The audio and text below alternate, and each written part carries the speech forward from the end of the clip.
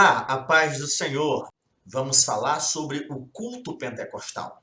O que deve ter neste culto é entendermos o que quis dizer Paulo. Onde há o Espírito, aí há liberdade. Uma visão bíblica a respeito do culto pentecostal, uma vez que nós cremos na manifestação atual dos dons espirituais. Cremos no batismo no Espírito Santo, não como selo ou como conversão, mas como revestimento, empoderamento, capacitação para o serviço de evangelização, de pregação do evangelho, de testemunho da fé. Isto nos leva a percebermos a razão dos nossos cultos serem fervorosos, onde cada um tem a oportunidade de adorar a Deus. No aspecto litúrgico, não há um padrão estabelecido para todos os cultos de todas as vertentes do cristianismo, mas todos os cultos têm aí os seus elementos, como, por exemplo, oração, louvor, palavra, que são elementos indispensáveis de um culto, independente se ele tem mais de uma hora ou menos de uma hora. O que não pode faltar num culto coletivo é louvor, oração e palavra. Mas é claro que existem outros elementos que formam a liturgia de um culto a Deus. A nossa lição nos oferece uma definição de culto. É comum as pessoas entenderem que culto está associado especificamente àquele momento do culto coletivo no templo, ou qualquer outra forma de reunião cristã. Não.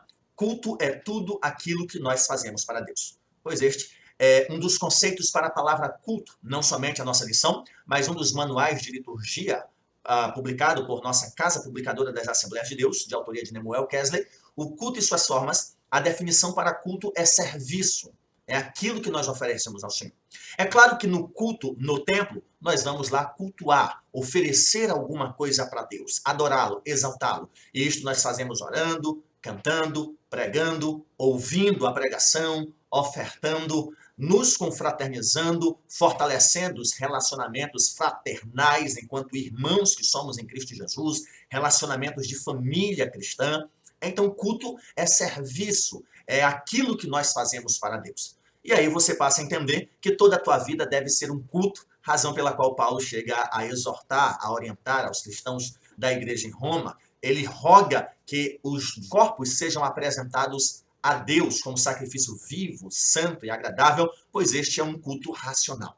Entendendo o que é culto, como tudo aquilo que nós oferecemos para Deus, atrelado à ideia de culto assembleiano, um culto pentecostal, o que nós oferecemos para Deus, nós devemos ter em mente o centro do culto. Né? É comum nos cultos assembleianos ter o vocal, ter um jogral, ter o irmão ou a irmã que canta, ter alguma outra apresentação. Criou-se até a ideia do louvor congregacional como se fosse apenas os hinos da harpa ou os hinos iniciais, quando, na verdade, hinos congregacionais são os hinos cantados por toda a congregação.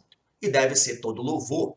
É claro que no aspecto litúrgico, muitas igrejas divergem nesse particular, mas pense na irmã ou no irmão que vai cantar. Ele não vai fazer uma apresentação pessoal, ele não deve ter em mente que ele está ali para fazer uma apresentação para a igreja e a igreja sentada como espectador, como apenas alguém que está assistindo alguém fazer uma apresentação. Mas a pessoa que tem a oportunidade para apresentar um louvor, ela deve conduzir a congregação a adorar a Deus, a louvar a Deus. Ela está ali para louvar ao Senhor e, por meio disto, levar a congregação também a cantar.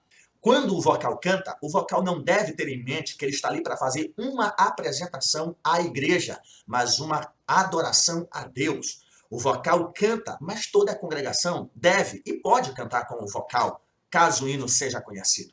E aí nós percebemos o valor do culto coletivo, para que a liturgia não fique engessada. Por exemplo, o vocal não cantou bem, o irmão ou a irmã não cantou bem, quando na verdade toda a congregação tem esta responsabilidade.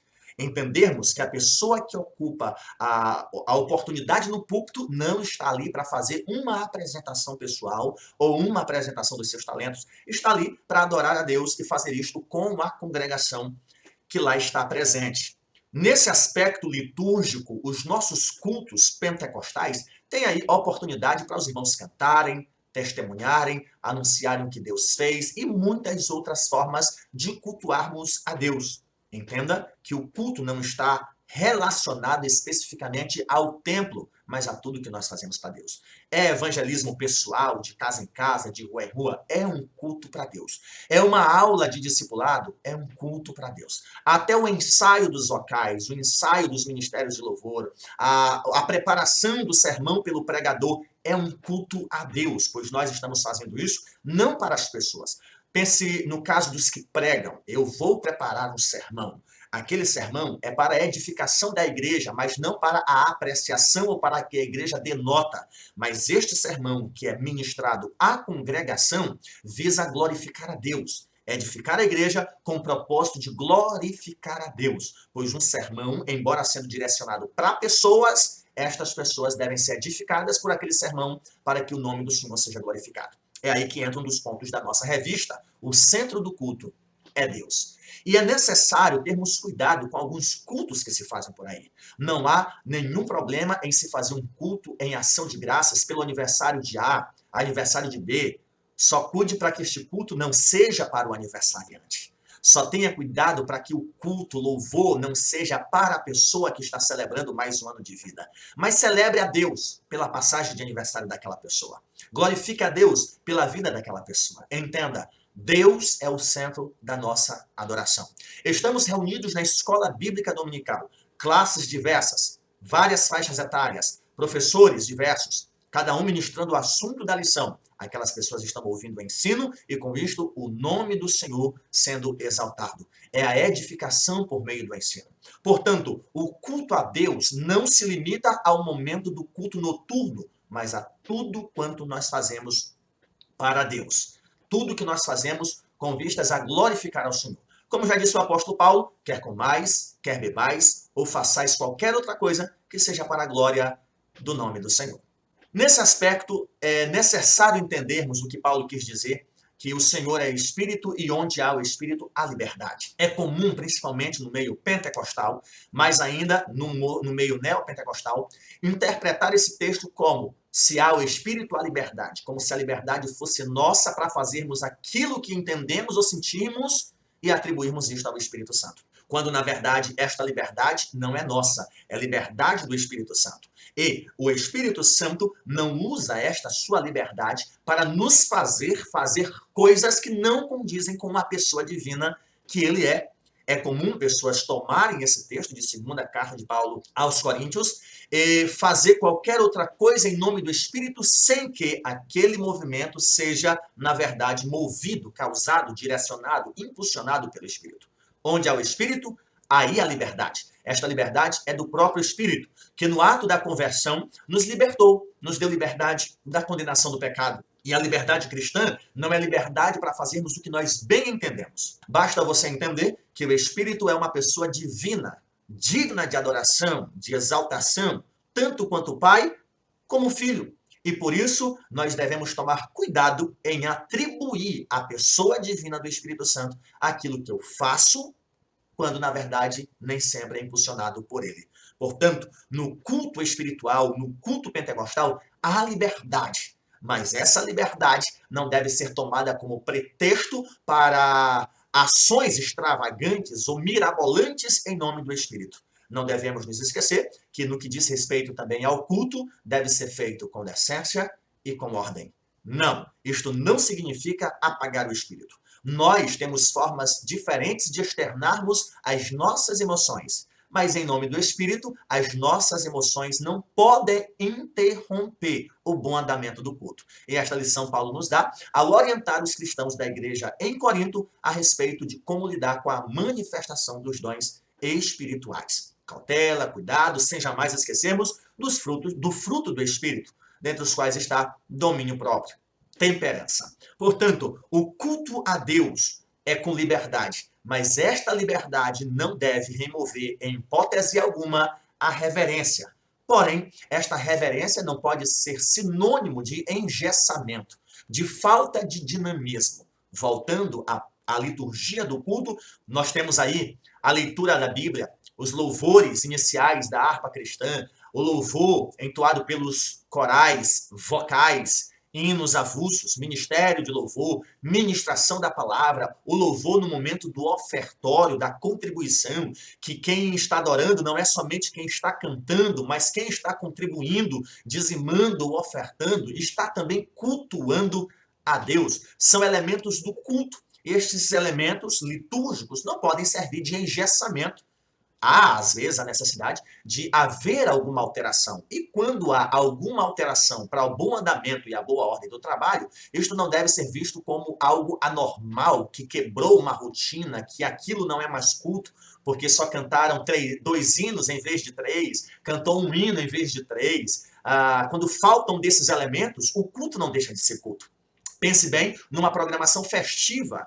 Há o momento de começar, de terminar. Será se colocarmos tudo em um culto só, aquele culto que tem horário para começar, mas não tem horário para terminar? Será se há decência? Será se há reverência nisso? Será se Deus é cultuado pela vida daqueles irmãos que não podem chegar depois das 22 horas em casa, mas a liturgia do culto submete essas pessoas a esta programação? O famoso ditado, né, que geralmente existe, hoje é festa, então não tem hora para acabar.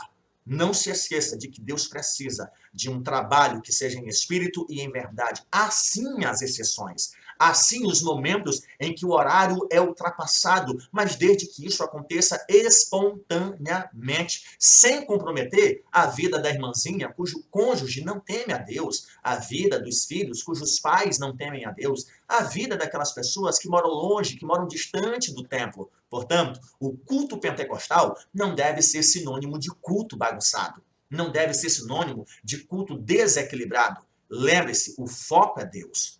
O louvor é para Deus. A pregação é a palavra de Deus para a vida da igreja, para que ela seja edificada e, através disto, Deus seja exaltado, Deus seja louvado. Portanto, nós temos muito a aprender a respeito do culto que nós oferecemos para Deus. Caso contrário, tem pessoas que vão entender que não fizeram nada no culto. Eu sou apenas um crente de banco. Como crente de banco que você é, cante com coral, cante com vocal. Atente para a ministração da palavra de Deus. E por mais que você não tenha a oportunidade no púlpito, acredite, você está cultuando a Deus com a sua atenção. Portanto, o culto pentecostal é um culto com reverência, que há liberdade do Espírito e não liberdade nossa para fazermos alguma coisa e atribuirmos ao Espírito. O Espírito não é de desordem. O Espírito promove a comunhão. O Espírito promove este relacionamento entre o homem com seu semelhante e também com Deus. E nada deve ocupar o lugar central do culto a não ser a glória de Deus. O vocal não canta para a igreja. O irmão ou a irmã não tem oportunidade para fazer uma apresentação pessoal. O pregador não está ali para fazer uma apresentação das suas habilidades. Tudo o que é feito no culto coletivo, e aí eu me refiro ao que acontece no templo ou qualquer outro local em que os santos se reúnem para adorar a Deus, tudo deve ser para a glória de Deus. Deus é o centro. Regentes, coristas, adoradores, não tentem cantar uma canção para alegrar o povo, para ser admirado. Pense numa canção que glorifique a Deus, que exalte a Deus. Façamos um culto racional. Entendamos que o que nós estamos fazendo é para Deus, é para a glória de Deus. E para isto, nós precisamos da ajuda do Espírito Santo para nos ajudar a nos apresentarmos diante de Deus em espírito e em verdade. E não se esqueça que tudo o que nós fazemos deve ser para a glória de Deus. Isto envolve relacionamento, vida social, vida conjugal, vida enquanto na comunidade religiosa, mas também lá no ambiente profissional. Quer comais, quer bebais. Que isso seja uma forma de adorar a Deus. Ou tomar, neste momento, o título de um livro, né? Em seus passos, o que faria Jesus? A partir do momento em que nós pensarmos assim, o culto que nós oferecemos a Deus será recebido como sacrifício. É comum também as pessoas perguntarem como é que foi o culto e a outra pessoa dar sua avaliação. Entenda, quem tem que avaliar o culto é aquele que recebe. Pergunte o que Deus achou do culto.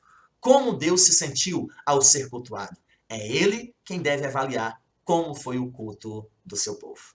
Que Deus te abençoe, estude, leia, ore e tenha uma boa aula no nome de Jesus.